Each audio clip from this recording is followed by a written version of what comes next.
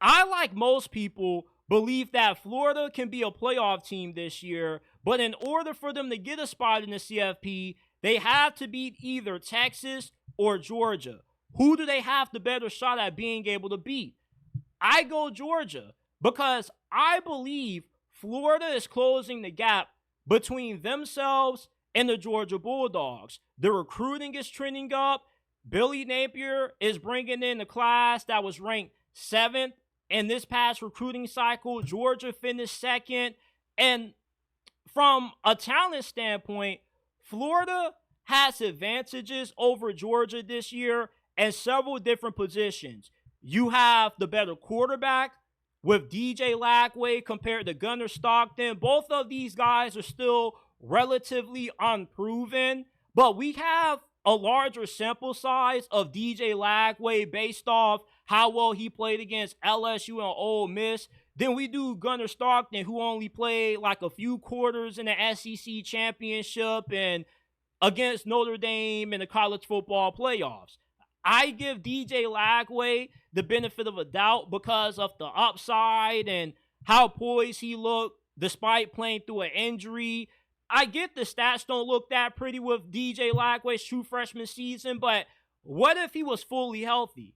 And that's why I think he'll turn into one of the best quarterbacks in college football. I'm not riding off Gunnar Stockton. I just need to see a little bit more. Florida also has a more proven rushing attack going into this year than what Georgia did. Georgia had one of the worst run games in college football last year. Meanwhile, Florida was in the middle of the pack, and Florida's offensive line isn't too far off from Georgia's. I still would give the edge to Georgia's offensive line being better, but Florida has offensive tackle Austin Barber, who is projected to be a first-round pick in 2026. You got All-American center Jake Slaughter, who returns for one more year. And on the defense side of the football, Florida's defensive line and pass rush is better than Georgia's this year because they have more proven production. And I think they're just outright more talented than Georgia on the line of scrimmage on the D-line. You got defensive tackle Caleb Banks, who in my eyes is the best defensive tackle in college football going into this year. He reminds me a lot of Jalen Carter. You got edge rushers Tyreak Sapp and George Grubbs Jr., which Tyreak Sapp, when he declares, he also will be a potential first-round pick.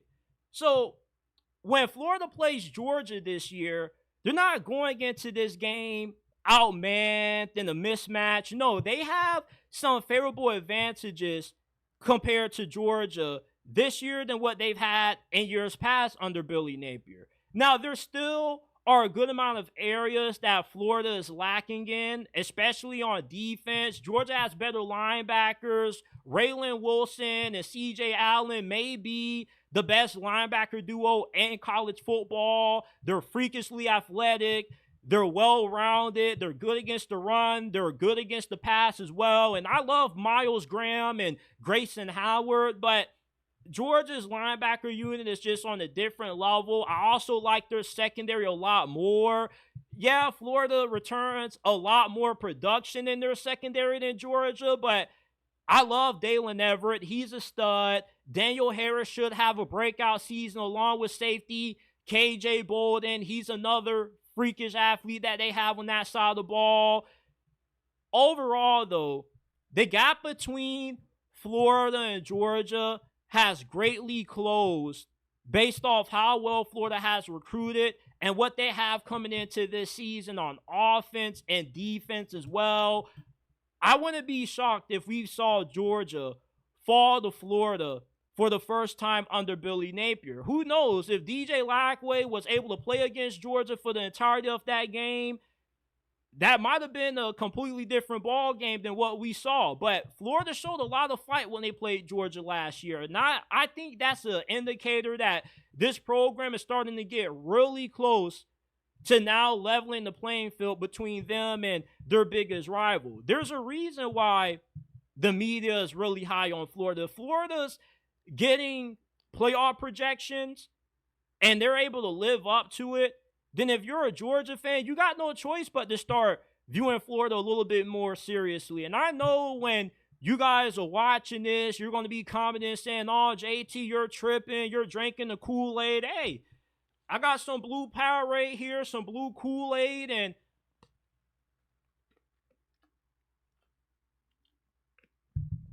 I'm drinking a lot of that Florida Kool-Aid this year because this is the best team that Billy Napier has had up to this point. And I'm one of the firm believers that believe history doesn't determine the outcome of football games. Just because Florida has come up small against Georgia these last couple of years doesn't mean that it's a guarantee to happen for infinity. Eventually, Florida's going to be at a level where they'll be able to beat Georgia. And I feel this is the year. And the reason why I feel they have to beat either Georgia or Texas to get into the playoffs is because right now I have them going 9-3 with losses to both of these two teams. And although you can still get into the CFP as a 3-loss team, the committee came damn close to putting in 3-loss Ole Miss and Alabama. But if Florida can find a way to beat either Georgia or Texas, then they'll be a 10-2 ball club. And I think that all but ensures they'll get a spot in the college football playoffs this year, which Georgia, playing them, gives them the best chance to do so. Texas is just loaded all across the board. I don't think the Longhorns have too many weaknesses, especially with Arch Manning at quarterback. But Florida does play them at home. But Georgia, though, they just are a little bit down this year. They have more question marks than what you normally have been accustomed to seeing out of this team in years past, which is why I think Georgia has a good shot of losing to the Gators this year.